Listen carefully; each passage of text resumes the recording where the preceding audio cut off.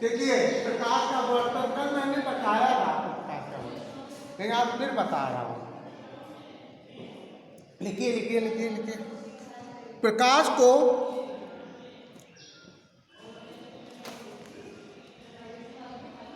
प्रकाश की किरणें समान माध्यम में सीधी रेखा में चलती हैं।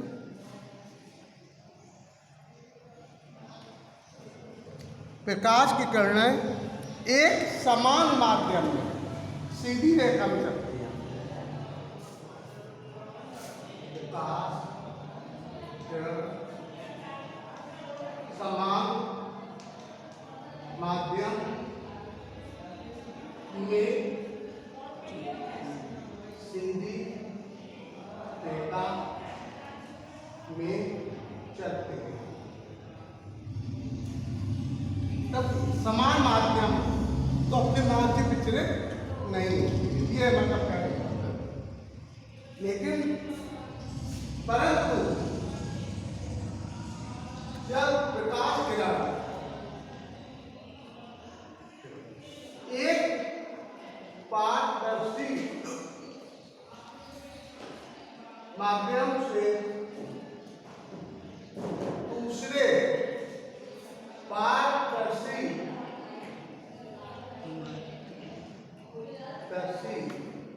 माध्यम में जाती है,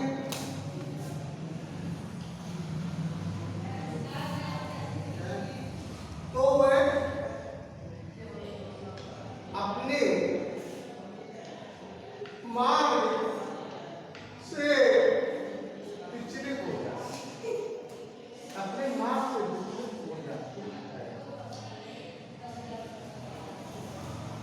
इस विचलन को ही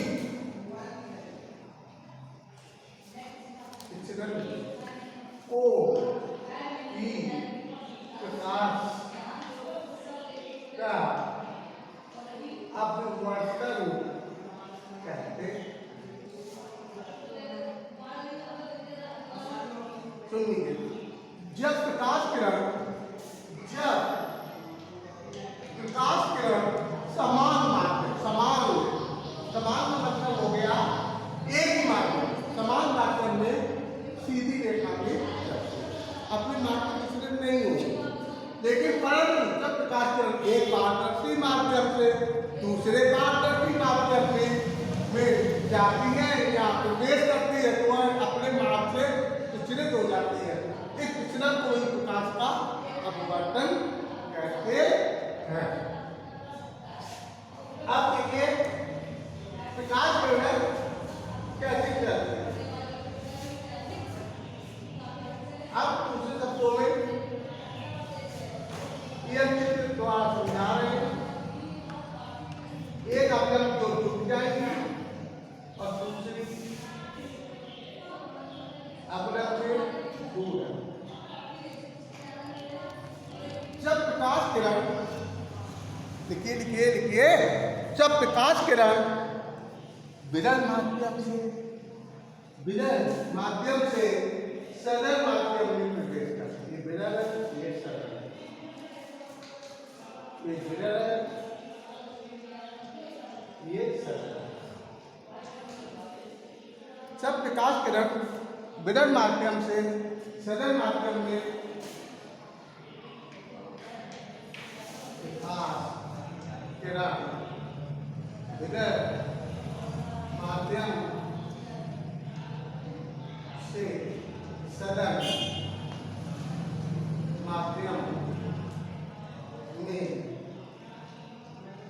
प्रवेश करती है, तो अपवर्तित किरण कौन सी किरण? अपवर्तित किरण अविलंब की ओर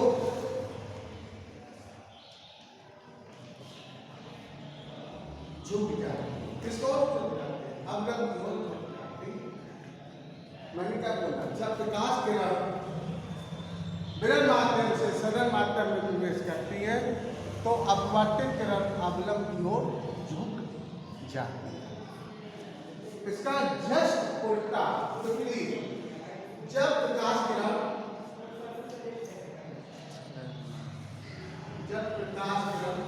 सुन लीजिए, सब प्रकाश किरण लिखिए सब प्रकाश किरण सरल सरल माध्यम से सब प्रकाश किरण सरल माध्यम से विरल सब प्रकाश किरण सरल माध्यम से विरल माध्यम में प्रवेश करती है तो अपवर्तित किरण अवलंब से दूर अवलंब है, अवलंब से क्या हो जाती है, दूर हो जाती है, से दूर आती है, अवलंब से दूर आती है। सुन लीजिए, जब प्रकाश किरण सरल माध्यम से विरल माध्यम में प्रवेश करती है तो अपवर्तित किरण अवलंब से दूर हट जाती है। नोट कर लिया होगा आप लोगों ने, तो स्पष्ट है अवलंब से क्या, इसमें अवलंब से दूर हट जाती है। और ये जो अवलंब और अपवर्तित किरण के बीच कोण बनते हैं, किसके बीच, अवलंब और किरणों के बीच जो कोण बनते हैं वो आपतन कोण और अपवर्तन कोण कहलाते हैं। तो यहाँ पर एक आपतन कोण है, ये यहाँ पर अपवर्तन कोण है। कौन सा कोण है, अपवर्तन कोण है। आपतन कोण आई हो गया, अब अपवर्तन कोण आर, यानी आपतन कोण परिभाषा बन गई। क्या बन गई, अरे आपतित किरण और अवलंब के बीच का कोण, आपतन किरण और अवलंब के बीच का कोण आपतन कोण कहलाता है। अपवर्तित किरण और अवलंब के बीच का कोण अपवर्तन कोण कहलाता है। इस स्थिति में आई यानी आपतन कोण जो का मान अपवर्तन कोण के मान से अधिक होगा और इस स्थिति में आई के आर है, इसमें आर बड़ा होगा आई से, यानी इसमें अपवर्तन कोण का मान आपतन कोण के मान से बड़ा होगा। ये क्लियर हो गया होगा आप लोगों को। अब अपवर्तन के नियम, किसके नियम, अपवर्तन के नियम आते हैं। अपवर्तन के नियम के दो नियम होते हैं। अपवर्तन के नियम,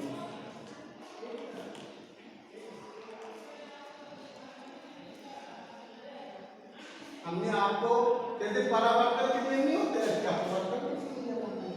अपवर्तन के दो नियम होते हैं। क्या नियम होते हैं, दो। लेकिन अपवर्तन के दो नियम होते हैं।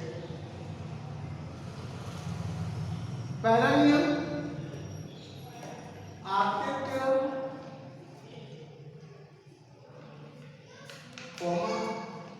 अपवर्तित किरण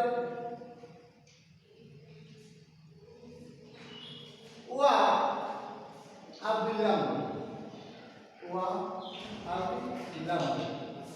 तीनों कल के एक ही बिंदु पर स्थित होते हैं। पहले नियम क्या था, आपतित किरण कोमा अपवर्तित किरण व अविलंब तीनों तल के एक ही बिंदु पर स्थित होते हैं। ये पहला नियम। अब आ जाइए दूसरा नियम।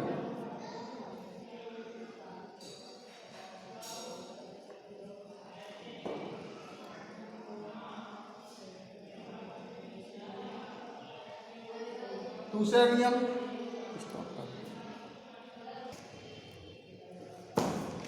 देखिए, ये पिता नियम हो गया। तृतीय नियम कौन देते हैं? तृतीय नियम किन्हीं दो माध्यमों के लिए, क्या बोला हमने? किन्हीं दो माध्यमों के लिए एक ही रंग के प्रकाश के लिए, किन्हीं दो माध्यमों के लिए वह एक ही रंग के प्रकाश के लिए आपतन कोण की जया व अपवर्तन कोण की जया, जया जया बताओ तो साइन का अनुपात एक नियतांक होता है। अभी नहीं लिख पाए हो, फिर मैं दोबारा पढ़ूंगा। आपतन क्या बोला? किन्हीं दो माध्यमों के लिए और एक ही रंग के प्रकाश के लिए आपतन कोण की जया व अपवर्तन कोण की जया का अनुपात एक नियतांक होता है। यानी कि देखिए, किन्हीं दो माध्यमों के लिए, किन्हीं दो माध्यमों के लिए एक ही रंग के प्रकाश के लिए, एक ही रंग के प्रकाश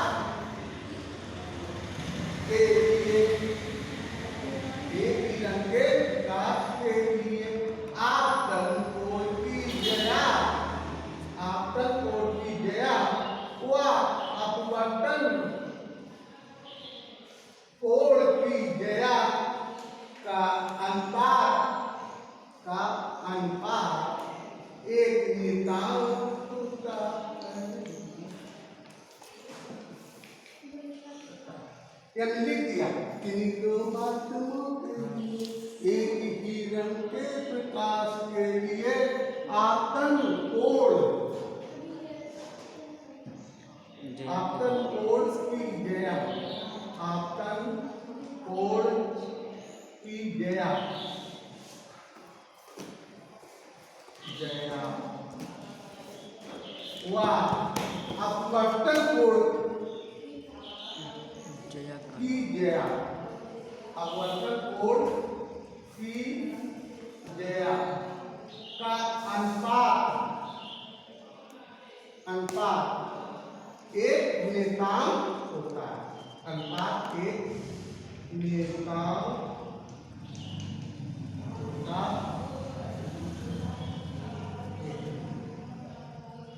ये, यानी कि साइन आई अपॉन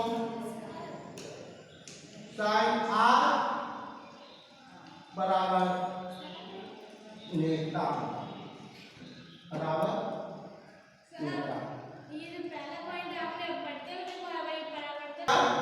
नियम कहते हैं, स्नेल के नियम से भी जाना जाता है। इसे स्नेल का नियम भी कहते हैं।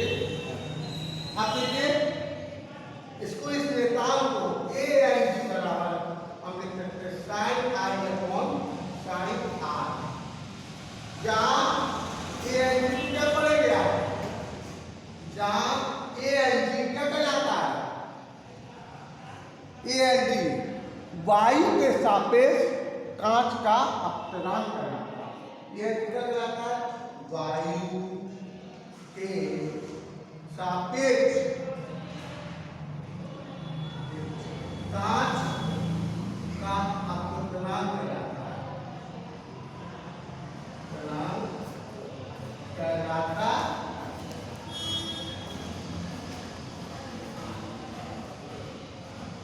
हमने क्या लिखा? Sine I upon sine R, इसे हम स्नेल का नियम भी कहते हैं, इसी नीचे लिखना है। और रेक्टांगल की जगह A N G upon A N G equal sine I upon sine R, जहाँ ए एन जी का कहलाएगा वायु के सापेक्ष कांच का अपतनांक कहलाता है। इसको